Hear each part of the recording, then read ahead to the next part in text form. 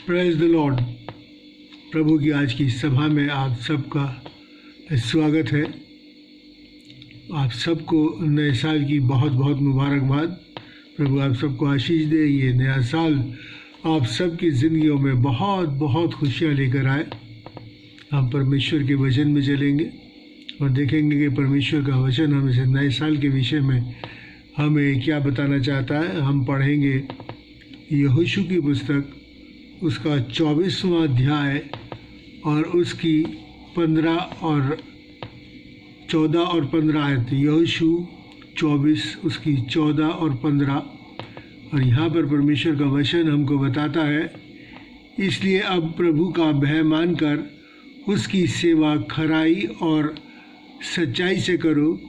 यदि प्रभु की सेवा करनी तुम्हें बुरी लगे तो आज चुन लो कि तुम किसकी सेवा करोगे, परंतु मैं तो अपने घराने समेत प्रभु ही की सेवा करूँगा।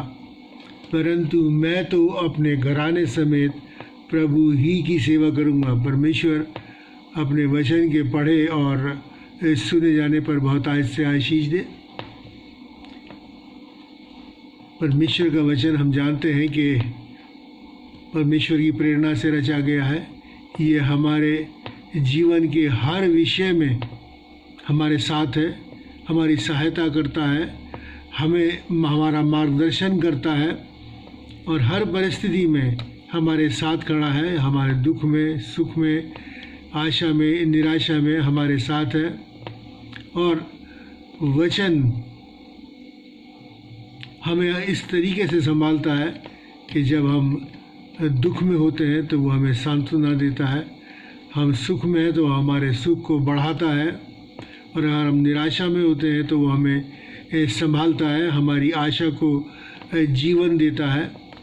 ये परमेश्वर का वचन है जो हमारे लिए निरंतर हमारे साथ है और हमारी अगुवाई और हमारी रहनुमाई करता है।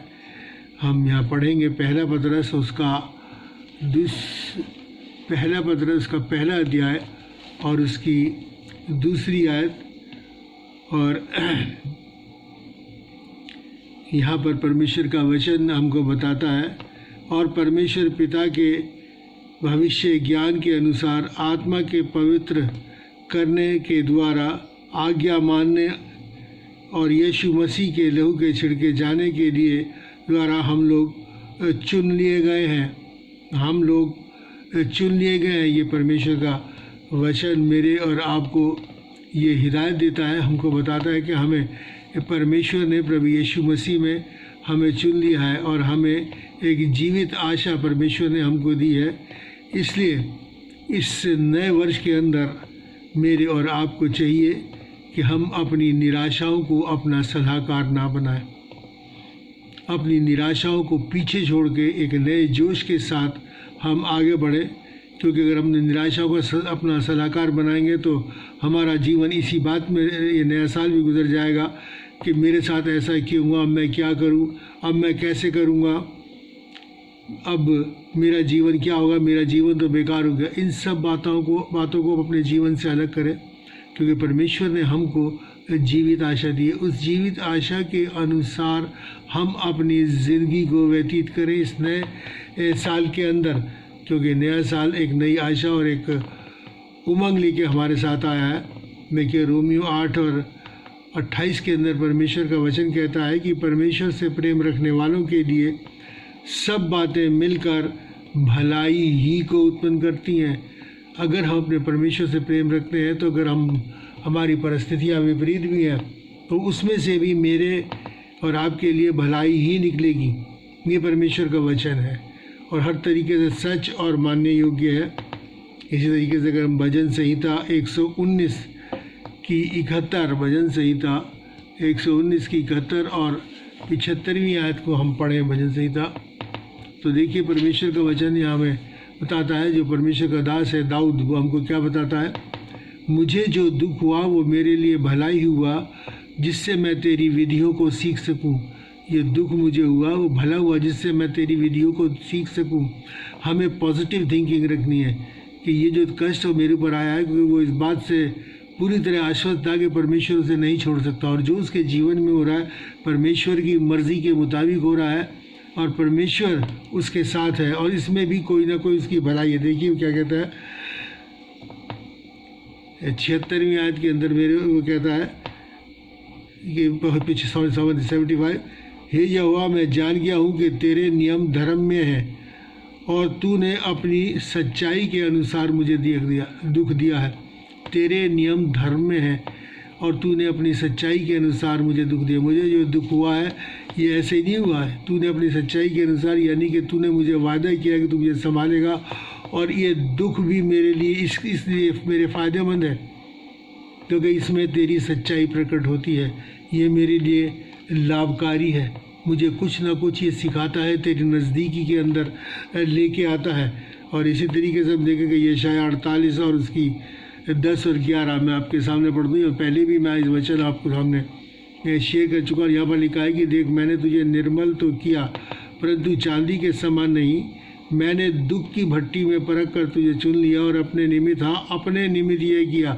जैसे दाऊद ये कहता है कि तूने सच्चाई के अनुसार मुझे दुख दिया, वो कहता है कि उसने अपने निमित्त मैंने ये किया। क्यों?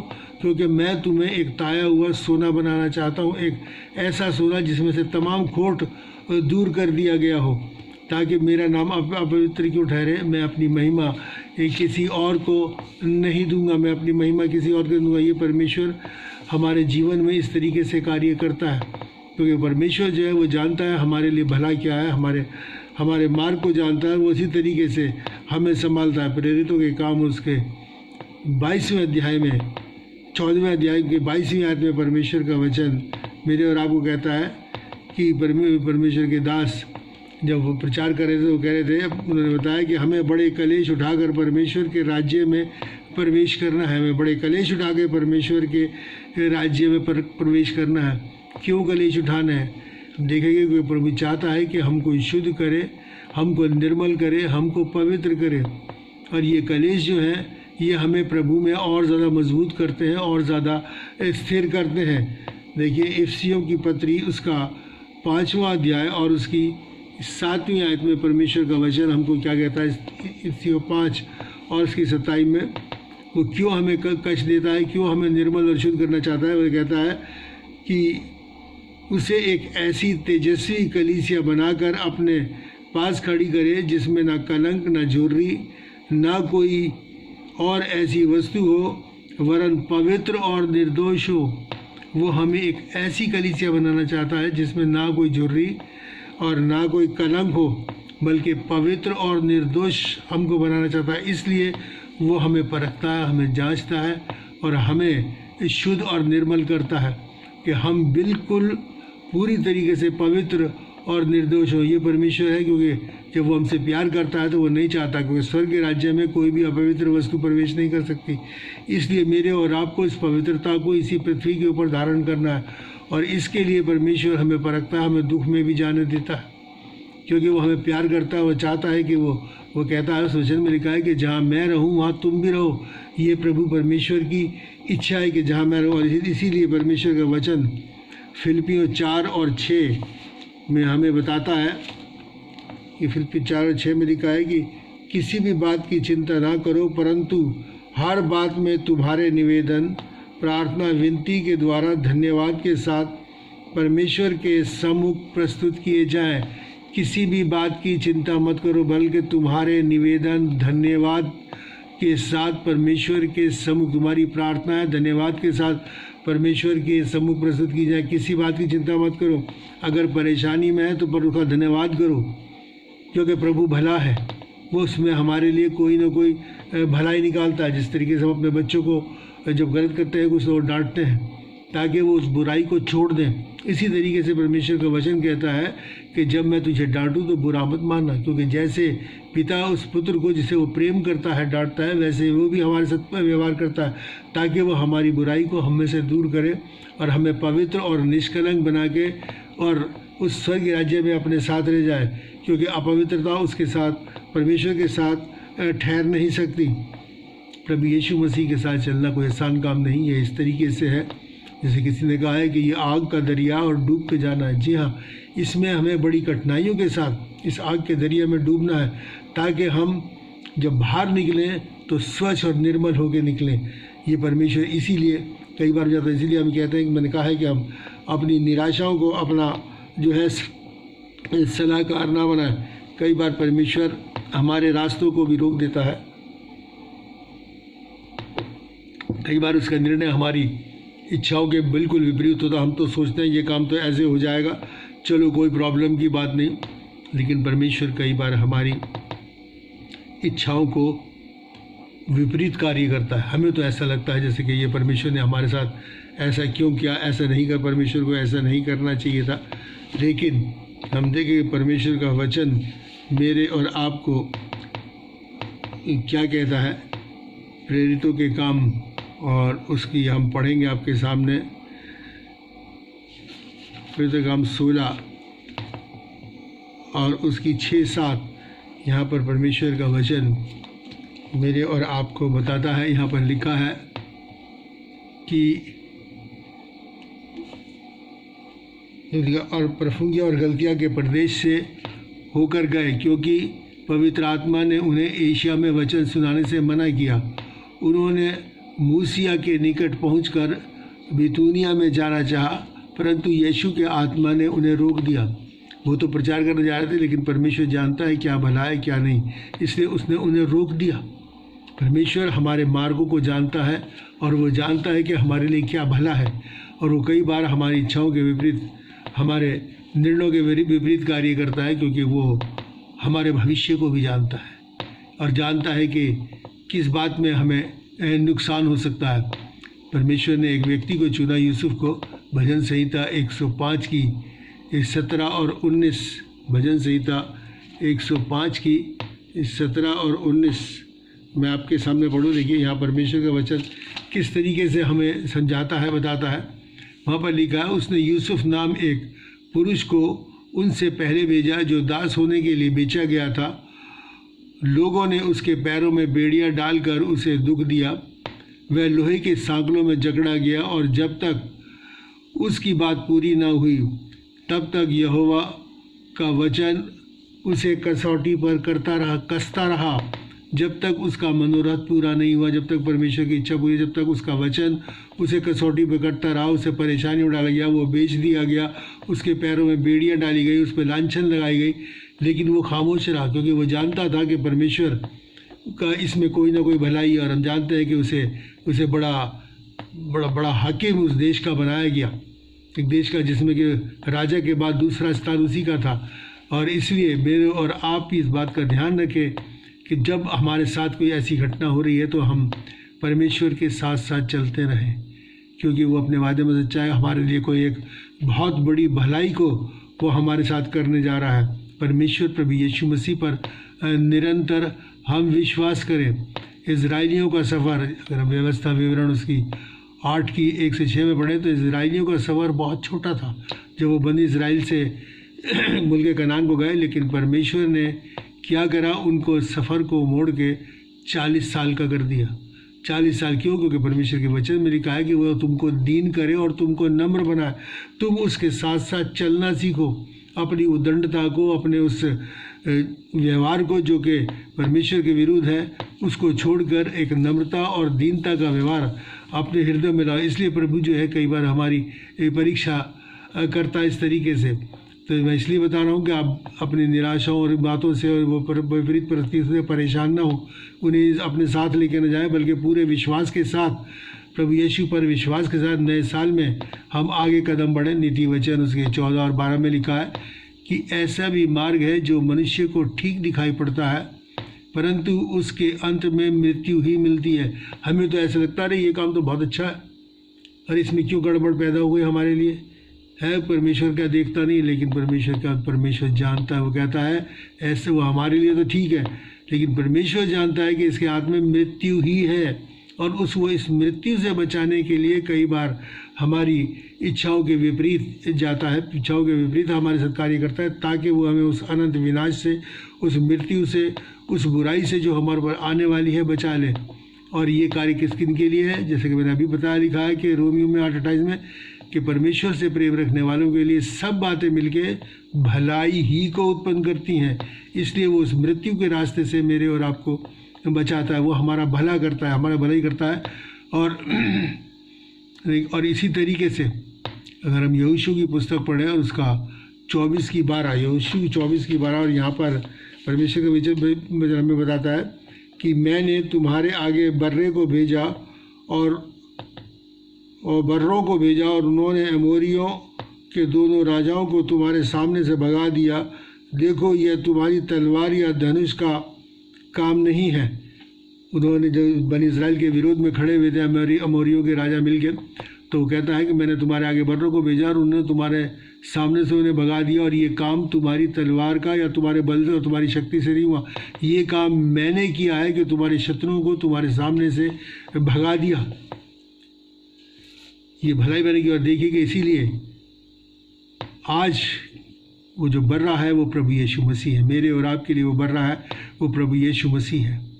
और उसने तमाम अंधकार की शक्तियों को हमारे सामने से दूर किया और हमें ज्योति में लाकर खड़ा किया और हमें ज्योति की संतान बनाया। हमें ज्योति में लाके खड़ा किया और हमें ज्योति की संतान बनाया।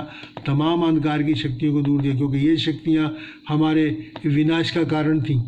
और अब क्या कर दिया कि जो भी प्रभु यीशु मसीह में विश्वास लाए वो नाश ना हो बल्कि हमेशा की जीवन जिंदगी पाए।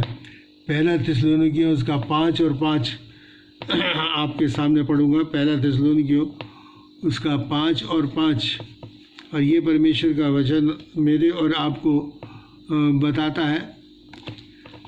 पहला थिस्सलुनीकियों उसका 5 और 5 आपके सामने मैं पढ़ूंगा, और वहाँ पर लिखा है, क्योंकि तुम सब ज्योति की संतान हो और दिन की संतान हो। हम ना रात के हैं और ना अंधकार के। अब प्रभु यीशु मसीह पर विश्वास करने के द्वारा हम ज्योति की संतान हैं। हम दिन के हैं ना कि रात के। रात क्या है? अंधकार बात को प्रेजेंट करती है, अंधकार की शक्तियों को, और दिन ज्योति को प्रकट करता है। तो वो कहता है मुझ पर विश्वास करने के द्वारा अब तुम ज्योति की संतान हो। तमाम अंधकार की शक्तियों को जो तुम्हारे विरोध में थी, जो तुम पर हावी हो रही थी, उनको मैंने दूर कर दिया। अब जो कोई प्रभु यीशु मसीह पर विश्वास करेगा वो ज्योति की संतान है, क्योंकि प्रभु यीशु मसीह ने कहा है कि मैं जगत की ज्योति हूँ। इस साल इसलिए इस नए वर्ष में हम एक नए जोश के साथ, एक नए रेजोल्यूशन और एक नए इरादे के साथ प्रवेश करें, याव के साथ प्रभु यीशु मसीह के ऊपर विश्वास करके कि अब हम केवल यीशु मसीह पर ही विश्वास करके आगे चलेंगे और संपूर्ण मन से उससे हम लिपटे रहेंगे, क्योंकि प्रभु यही चाहता है। अपनी निराशाओं, कमियों, घटियों को और तुम तमाम व्यर्थ की बातों को पीछे छोड़कर प्रभु यीशु मसीह में इस नए वर्ष में हम आगे बढ़ें, क्योंकि परमेश्वर का वचन लूका उसका 19 और 62 में कहता है कि जो हल पे हाथ रख के पीछे देखता है वो परमेश्वर के राज्य के योग्य नहीं। अगर हम अपने नए जीवन में परमेश्वर ने हमें प्रवेश दिलाया और हम प्रभु यीशु मसीह पर विश्वास करते हैं, तो कहता है कि अब पीछे मुड़ के मत देखो, अब इस नए साल में आगे बढ़ने का काम करो प्रभु में विश्वास के साथ, ताकि प्रभु का कार्य तो आप लोगों के जीवन में हो, हमारे जीवन में हो, और हम प्रभु यीशु मसीह में बढ़ते और तरक्की करते चले जाएं।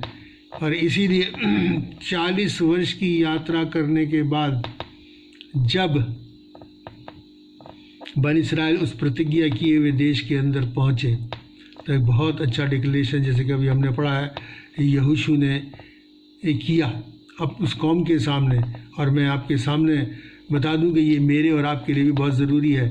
जबकि हम इस 365 दिन के सफ़र को पूरा करने के बाद इस नए साल के अंदर हमने प्रवेश किया, तो मेरे और आपके लिए भी ये ज़रूरी है कि हम भी एक ऐसा ही निर्णय अपने जीवन के अंदर ले। मैं फिर से पढ़ दूँ यहोशू 24 और उसकी 14-15 यहाँ पर लिखा है, इसलिए आज प्रभु का भय मानकर उसकी सेवा खराई और सच्चाई से करो। यदि प्रभु की सेवा करनी तुम्हें बुरी लगे तो आज चुन लो तुम किसकी सेवा करोगे, परंतु मैं तो अपने घराने समेत प्रभु ही की सेवा करूँगा। यहोशू ये डिक्लेरेशन देते हैं। और इसलिए अब इस नए साल के अंदर मेरे और आपको भी एक ऐसा ही डिसीजन देना है कि हम बड़े याव के साथ और जोश के साथ कहें कि इस नव वर्ष में मैं प्रभु यीशु मसीह की ही सेवा करूँगा। और अगला 365 दिन का जो हमारा समय आगे सफ़र बाकी है उसको बड़े जय के साथ हम गुजार सकें। प्रभु की सेवा करना ही प्रभु से लिपटे रहना है, क्योंकि प्रभु की सेवा किस वक्त क्या है? वो नम्रता की, दीनता, भलाई, नेकी, क्षमा, दया, करुणा, ये इसमें बने रहना ही प्रभु की सेवा है। और जो इस सेवा में लिप्त होता है स्वर्गीय राज्य इसका है। प्रभु निरंतर उसके मार्गों में उसके साथ रहता है, उसके सामने से बुराई को, अंधकार की शक्तियों को हटा देता है और वो हमको बताता है कि मार्ग ये है, इसी के ऊपर चलो। और मेरे और आपके लिए बहुत ज़रूरी है कि अगर हम इस नए साल को एक अच्छा साल बनाना चाहते हैं, एक खुशनुमा साल बनाना चाहते हैं, तो इस नए निर्णय के साथ कि अब मैं इस साल में प्रभु ही की सेवा करूंगा, हम उसमें आगे बढ़ते चले जाएँ। अब हम देखेंगे सबोपदेशक उसका 11वां अध्याय, सबोपदेशक उसका 11वां अध्याय और उसकी 4 से 6 आयत परमेश्वर के वचन में हमको क्या बताता है। सबोपदेशक और लिखा है कि जो वायु को तकता रहेगा वह बीज बोने ना पाएगा, और जो बादलों को देखता रहेगा वो लवने ना पाएगा, यानी कटाई ना करने पाएगा। जैसे तू वायु के चलने का मार्ग नहीं जानता और किस रीति से गर्भवती के पेट में हड्डियां बढ़ती हैं, वैसे ही तू परमेश्वर के काम नहीं जानता जो कुछ वो करता है। भोर को अपना बीज बो, सांझ को भी अपना हाथ मत रोक, क्योंकि तू नहीं जानता कि कौन सफल होगा, ये या वो या दोनों। अपना रात दिन प्रभु की सेवा में लिप्त रहे, अपने कार्य को करता रहे। प्रभु यीशु मसीह ने कहा था क्या? मेरा पिता काम करता है, मैं भी काम करता हूँ, और जैसे पिता ने मुझे भेजा वैसे मैं तुम्हें भेजता हूँ। इसलिए सुबह को भी अपना काम में लगे रहो और शाम को भी अपना हाथ मत रोको। कि प्रभु नहीं जानता कि कौन सा कार्य तुम्हारे लिए फ़ायदेमंद हो जाए, क्योंकि प्रभु महान है। और अगर हम इधर उधर की बातों में पड़े रहेंगे, यही देखते रहेंगे आज तो हवा तेज़ है कैसे बीज बोए, और अभी तो बादल भी नहीं आकाश में कैसे करें, इन बातों में लगे रहें, तो हम परमेश्वर के राज्य के योग्य नहीं, क्योंकि हम हल पे हाथ रख के पीछे देखते हैं। इसलिए हमें सुबह से लेकर शाम तक अपने कार्य में लिप्त रहना है। उन कार्यों को जो प्रभु यीशु मसीह ने मेरे और आपको सौंपे हैं उन्हें निरंतर अंजाम देते रहना, उसकी सेवा में लीन रहना, अपने आप को परोपकारी, भलाई में, नम्रता में, दीनता में, क्षमा में, इसमें बढ़ना और इसी का मेरे और आपको प्रचार करना है, क्योंकि यही प्रभु यीशु मसीह की इच्छा है। अगर हम पढ़ें व्यवस्था विवरण उसका 3रा अध्याय और 20वीं आयत और देखिए परमेश्वर का वचन हमें यहाँ क्या बताता है। इसलिए अपने प्रभु परमेश्वर से प्रेम रखो और उसकी बात मानो और उससे लिपटे रहो, क्योंकि तेरा जीवन और दीर्घ जीवन यही है। और प्रभु यीशु क्या कहते हैं कि अपने कार्य में रहो, अपने विश्वास में बने रहो, और तो तेरा जीवन और दीर्घ जीवन, तेरा जीवन जो तू अब जी रहा है वो, और जो दीर्घ जीवन, जो अनंत जीवन मैं तुझे देना चाहता हूँ वो यही है कि ये जीवन भी तेरा सुख में होगा, और वो जीवन जो तुझे मैं दूंगा वो तो सुख में होगा ही होगा, क्योंकि वो तो स्वर्गीय जीवन होगा। इसलिए हमें प्रभु यीशु से लिपटे रहना है, उसकी आज्ञाओं के अनुसार अपने जीवन को इस नए साल में व्यतीत करना है। ऐसा मेरे और आपको प्रण लेना है, ताकि ये नया साल हम सब के लिए मुबारक हो। नया साल हम सब के लिए मुबारक हो। हम कहते हैं नया साल मुबारक हो, लेकिन ये मुबारकबादी हमारे पर तभी ठहरेगी जब हम प्रभु यीशु मसीह के अनुसार अपने जीवन को व्यतीत करेंगे, क्योंकि यह हमारा जीवन और दीर्घ जीवन यही है। इसलिए यीशु से लिपटे रहना बहुत ज़रूरी है। मैं बार बार इस बात को रिपीट कर रहा हूँ। अगर आपका नया साल अपने आप को शुभ बनाना चाहते हैं, एक नया साल आपको अपने आनंदित रहना चाहते हैं, अपने दुखों में भी आनंदित रहना चाहते हैं, तो प्रभु यीशु मसीह से लिप्ट रहो। व्यवस्था विवरण उसकी 4:4 में लिखा है कि जो अपने प्रभु के साथ, तुम जो अपने प्रभु के साथ लिपटे रहे हो सब के सब आज तक जीवित हो। वो कहता है कि तुम जो अपने प्रभु के साथ लिपटे रहे हो सब के सब आज तक जीवित हो। क्यों जीवित हैं? क्योंकि ये महामारी, ये परेशानी हमारा कुछ नहीं बिगाड़ सकी, और इसीलिए हम जीवित हैं, अपने तमाम कार्यों को अंजाम दे रहे हैं। क्यों? क्योंकि हम प्रभु यीशु के साथ लिपटे रहे, और यही हमारा जीवन है। और ये महामारी हमारा कुछ नहीं कर सकती, क्योंकि परमेश्वर के वचन के अंदर लिखा है। मैं आपके सामने पढ़ दूँ भजन संहिता 96 और उसकी 2 से 6, क्योंकि परमेश्वर अपने वायदों में सच्चा हुआ लिखा है। मैं प्रभु के विषय कहूँगा, वह मेरा शरण स्थान और गढ़ है, वह मेरा परमेश्वर है, मैं उस पर भरोसा रखूँगा। वह मुझे बहेलिए के जाल से और महामारी से बचाएगा। वह तुझे अपने पंखों की आड़ में ले लेगा और तू उसके पैरों के नीचे शरण पाएगा। तू ना रात को भय से डरेगा और ना उस तीर से जो दिन दोपहरी को उजाड़ता है, और ना उस मरी से जो अंधेरे में फैलती है, और ना उस महारोग से जो दिन दोपहरी को उजाड़ता है। कितना बड़ा वादा परमेश्वर का कि वो हमें महामारी से, उन बीमारियों से जो रात दिन जिससे जैसे कि लोग परेशान रहते हैं, वो सब से हमको बचाएगा। और यही कारण है कि हम उससे लिपटे रहें, इसीलिए आज तक हम जीवित हैं। ये महामारी हमारा कुछ नहीं बिगाड़ सकी, कुछ नहीं बिगाड़ सकी। और जो सिर्फ नामधारी हैं, नाम के मसीह और काम उनके शैतानियत के हैं, उनको इसमें हमारी ने नहीं छोड़ा।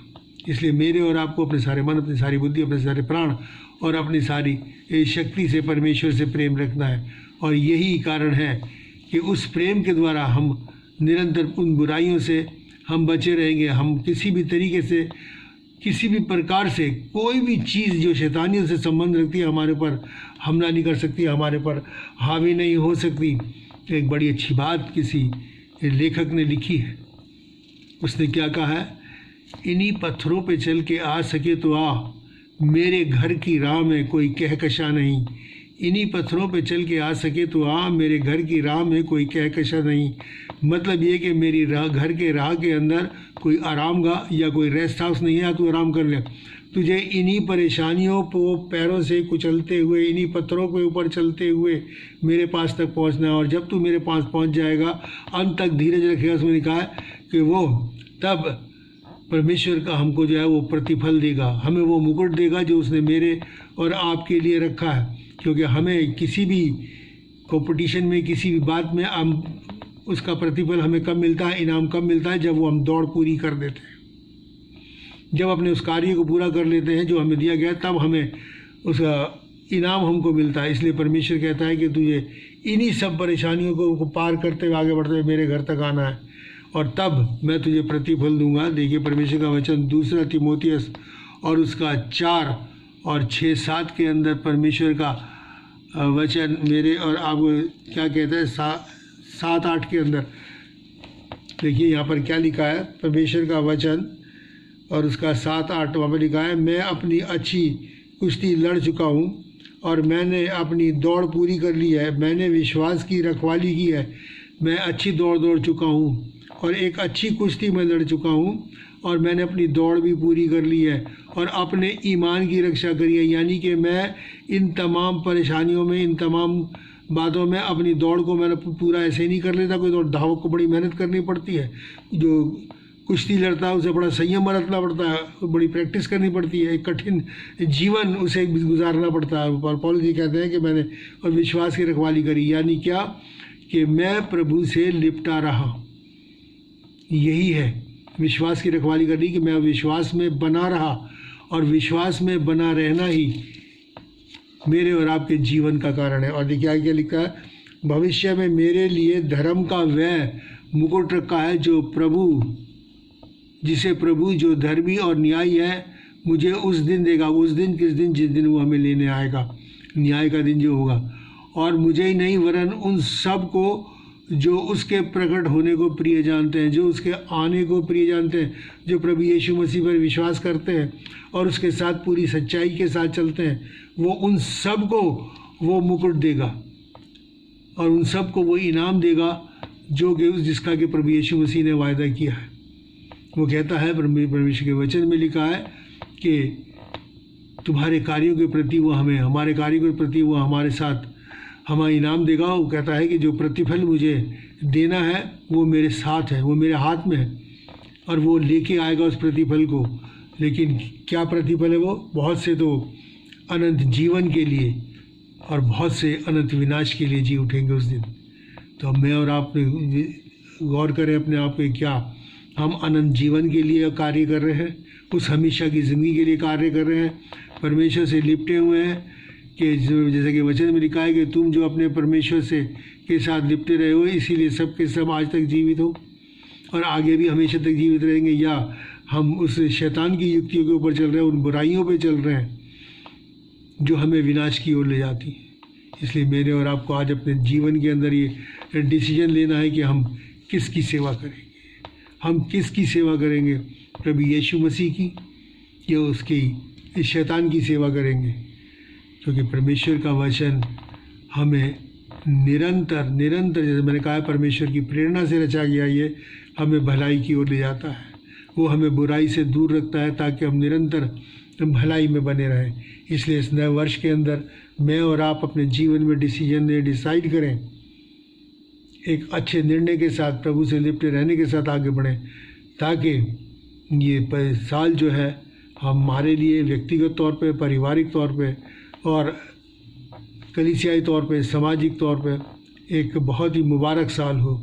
और साल के अंत में हम वो जय के साथ, परमेश्वर के साथ उसका धन्यवाद कर सकें। परमेश्वर इन सब वचनों के द्वारा हम सबको आशीष दे कि हम उससे लिपटे रहें, ताकि उस भलाई को प्राप्त कर सकें, उस जीवन को प्राप्त कर सकें जो वो हमें देना चाहता है। प्रभु आप सबको बहुत आज से आशीष दे। हम प्रार्थना करें। महान और दयालु परमेश्वर, तेरा धन्यवाद करते हैं, तेरी स्तुति, तेरी प्रशंसा करते हैं, तेरे नाम को धन्य कहते हैं कि प्यारे बाप आसमानी, तूने हमें पूरे साल संभाल के रखा, हमारी हिफाजत रहनुमाई करी, तमाम किस्म की पिता परमेश्वर पर यहाँ परेशानियों से, हर्डल से पिता परमेश्वर निकालता हुआ प्यारे बाप आसमान इस नए साल के अंदर लेके आए। तेरा धन्यवाद करते हैं। बहुतों ने ये नया साल नहीं देखा प्यारे बाप आसमानी, लेकिन तेरा धन्यवाद हो कि इस नए साल को तूने हमको दिखाया। ये नए साल को हम सबको मुबारक कर पिता परमेश्वर, हम सबको बुद्धि, समझ और अपने ज्ञान से परिपूर्ण करके हम तुझसे लिपटे रहें, ताकि प्यारे बाप आसमानी एक अनंत जीवन के हम भागी हो सकें, जिसको कि तू देने के लिए स्वर्ग से आया और एक बार फिर से हमको लेने के लिए आएगा। तेरा धन्यवाद हो पिता परमेश्वर। प्यारे बाप आसमानी, जो भी किसी भी किस्म की दुख और तकलीफ परेशानी में, उनको तेरे चरणों में लेके आता हूँ। उनकी दुखों और तकलीफ़ों और परेशानियों को दूर करने के लिए बड़ा अनुग्रह कर, उनका हाफिज़ और मुहाफिज़ हो पिता परमेश्वर। नए साल में उनके बीमारी के बिस्तर प्रभु यीशु के नाम से उलट जाए और प्यारे पिता परमेश्वर और स्वस्थ और तेरी जय जयकार करे और कहे, प्रभु यीशु मसीह ने हमारे लिए कैसे बड़े बड़े काम किए। इसलिए पिता सब कुछ तेरे हाथ में सौंपते हुए इस नए साल के लिए जो तूने हमारी ज़िंदगियों में बख्शा, तेरा धन्यवाद करते हुए और तुझसे शक्ति और सामर्थ मांगते हुए कि हम तेरी इच्छा के अनुसार इस नए साल को बिताएं, हमारी सहायता और मदद कर, अपने पवित्र आत्मा से परिपूर्ण कर। अत्यंत धन्यवाद के साथ प्रार्थना प्रभु यीशु के नाम से मांगते हैं। और अब हमारे प्रभु यीशु मसीह का अनुग्रह, पिता का प्रेम और पवित्र आत्मा की सहभागिता हम सब के साथ और तमाम विश्वासियों के साथ और जितने भी सुनने वाले हैं उन सब के साथ अब से लेकर हमेशा तक होती रहे। आमीन। प्रभु का धन्यवाद हो। एक बार फिर से आप सबको नया साल बहुत बहुत बहुत मुबारक हो। प्रभु आप सबको आशीष दे। इस वचन को सब्सक्राइब करें, इस वचन को शेयर करें और अपने कमेंट्स भी हमको लिखें। God bless you. प्रभु आपको आशीष दे।